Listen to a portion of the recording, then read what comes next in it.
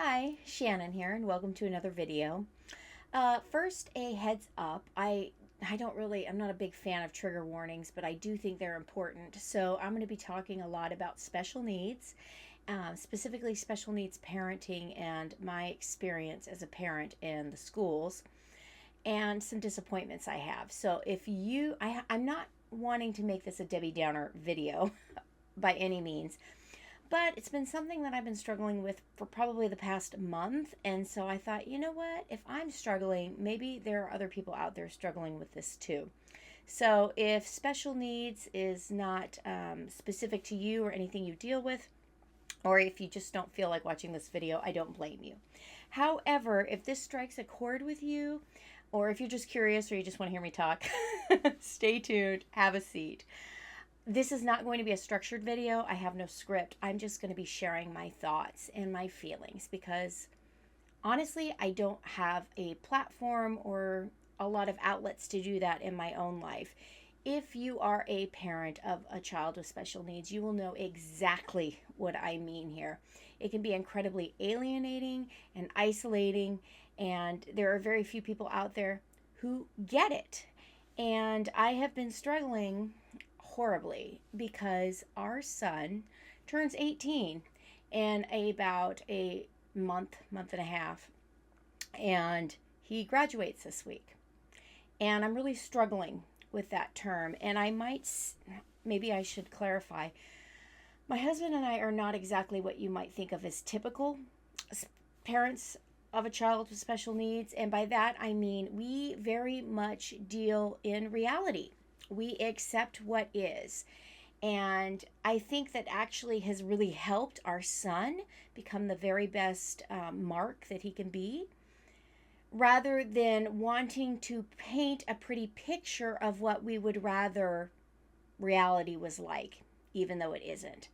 I don't like wearing rose-colored glasses because, well, every flag looks red when you're wearing rose-colored glasses.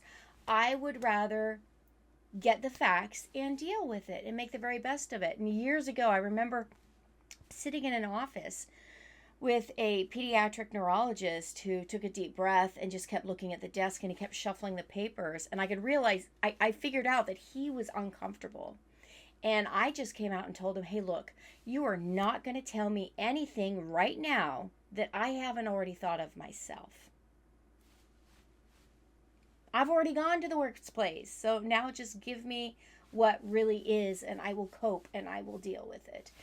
And so for the last, 12 years, well, if you count kindergarten and preschool, 14 years of Mark being in the public education system, it has been horribly traumatizing for me. We'd set up an IEP and it wouldn't be followed. We'd be in these meetings, and it would seem like everybody was on the same page to help him. And I would find out, 3, 4, 5 weeks later that they weren't following the IEP at all. The direct adult supervision, one-on-one supervision, was not being followed. And we actually contacted several attorneys, and because Mark was being put in harm's way due to lack of supervision, as were other students because of Mark's impulsivity. Now, Mark is not violent or aggressive unless provoked, but he is incredibly naive and incredibly impulsive and doesn't think decisions through.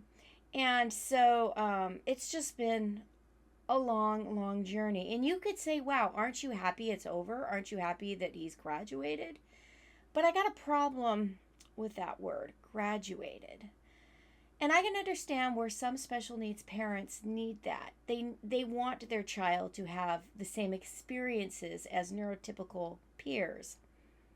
And I want Mark to have positive experiences. But I would rather celebrate real wins. For example, Mark failed percussion, but just recently won an academic achievement certificate and an honor cord. And that meant a lot to Mark. And well, I'm happy that Mark was happy about it, but he don't have a clue what it means. But you know what? The neurotypical kids that work really, really, really, really hard to just get a C, they know what that means. And they didn't get that award. And that bothers me.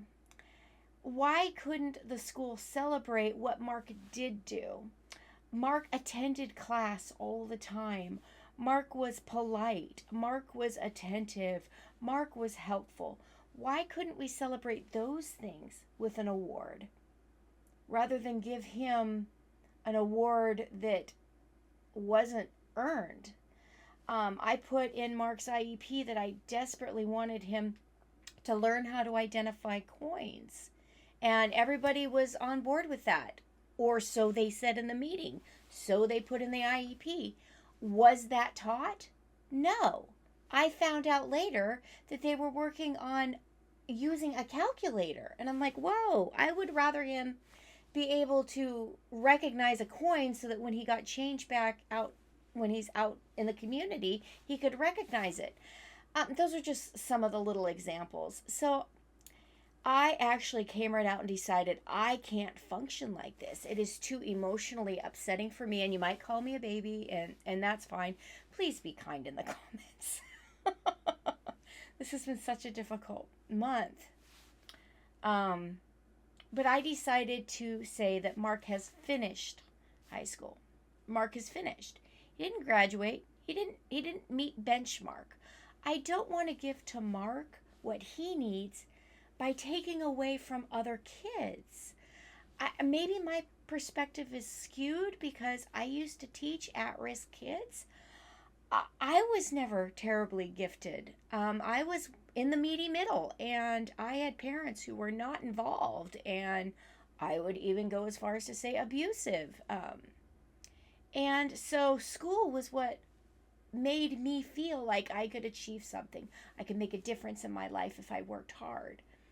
And it breaks my heart that other, like I said, neurotypically developing kids who work really, really hard just to get by, they don't get the recognition they need. But my son not only didn't get what he needed educationally speaking, but he's getting some award that means nothing. Instead of giving him something that's based in the reality of what he really did achieve. Again, this is not about saying my child doesn't deserve accolades or my child doesn't deserve recognition for having finished school, because he absolutely does. And I wanted to change my attitude, and I tried to focus really hard on what Mark has achieved.